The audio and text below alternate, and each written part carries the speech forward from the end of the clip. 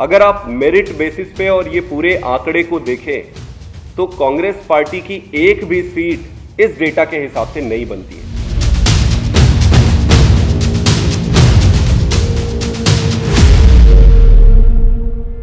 नमस्कार, आप देख रहे हैं वीके न्यूज और मैं हूं आपके साथ मयंक गौड़।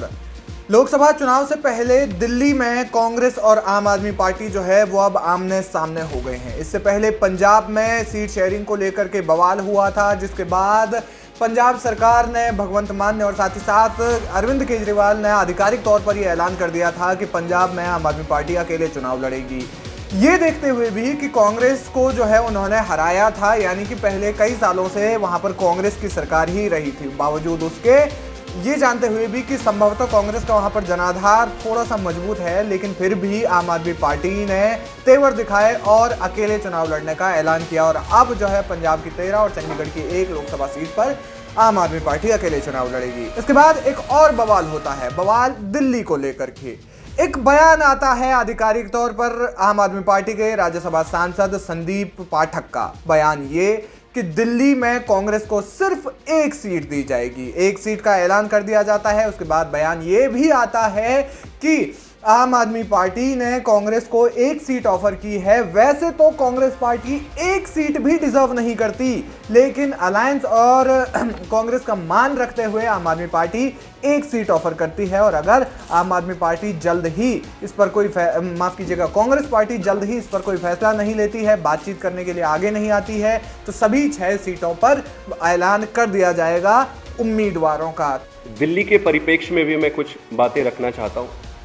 दिल्ली के चुनाव में भी आपने देखा होगा, लोकसभा में कांग्रेस पार्टी की 0 सीट है, विधानसभा में भी 0 सीट है, एमसीडी में चुनाव हुए उसमें 250 में से 9 सीटें कांग्रेस पार्टी की आई हुई है। अगर आप मेरिट बेसिस पे और ये पूरे आंकड़े को देखें तो कांग्रेस पार्टी की एक भी सीट इस डेटा के हिसाब से नहीं बनती है। लेकिन डेटा सिर्फ इंपॉर्टेंट नहीं है, जो अलायंस का धर्मा है और अलायंस का मान रखते हुए, कांग्रेस पार्टी की मान रखते हुए भी हम उन्हें 1 सीट ऑफर करते हैं। तो और अगर फिर भी निष्कर्ष नहीं निकलता है तो हम अगले कुछ दिनों में जो 6 सीट हम कह रहे हैं, उन 6 सीटों पे हम उम्मीदवार की घोषणा करेंगे और हम अपनी तैयारी, अपना काम शुरू करेंगे। तो ये सीधे तौर पर खुले तेवर जो है आम आदमी पार्टी ने दिखाए थे कांग्रेस पार्टी को। अब इसके बाद कांग्रेस की ओर से भी बयान आ गया है। दिल्ली कांग्रेस के प्रदेश अध्यक्ष अरविंदर सिंह लवली ने इस मामले में अब बयान जारी किया है। बयान ये कि जिस तरीके से आम आदमी पार्टी ने ये तेवर दिखाए हैं, उन्होंने कहा कि हमारी पार्टी और पार्टियों की तुलना में बेहतर स्थिति में थी, हम 5 सीटों पर दूसरे नंबर पर थे। इसके बाद अरविंदर सिंह लवली ने कहा कि हमारे कार्यकर्ता भी सभी 7 सीटों पर लड़ने के लिए पूरे तरीके से तैयार हैं। जी हाँ, तो दूसरी ओर से कांग्रेस ने भी तेवर दिखाए हैं और उन्होंने उसके बाद ये भी कहा कि इसका फैसला जो है हाईकमान लेगी।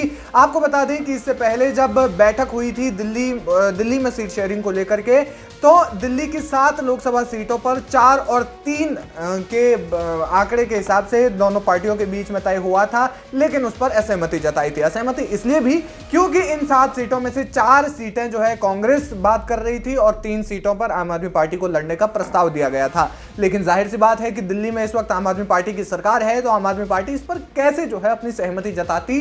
तो इसलिए वो इससे पहले 2 जब बैठकें हुई तो इन्हीं 2 बैठकों में जो है सहमति नहीं बन पाई, बातचीत नहीं हो पाई। इसके अलावा तीसरी बैठक के लिए पूरे 1 महीने का इंतजार किया गया, 1 महीने तक कोई भी बैठक नहीं हुई। उसके बाद जब कांग्रेस के वरिष्ठ नेताओं को भी जब ये बयान आया संदीप पाठक की ओर से कि कांग्रेस के वरिष्ठ नेताओं को भी ये नहीं पता कि जो तीसरी बैठक है वो कब होगी, और उसके अलावा बयान ये आया कि राहुल गांधी इस वक्त न्याय यात्रा में बिजी हैं, तो इसके चलते पार्टी की बैठक जो है अभी शायद नहीं हो सकती।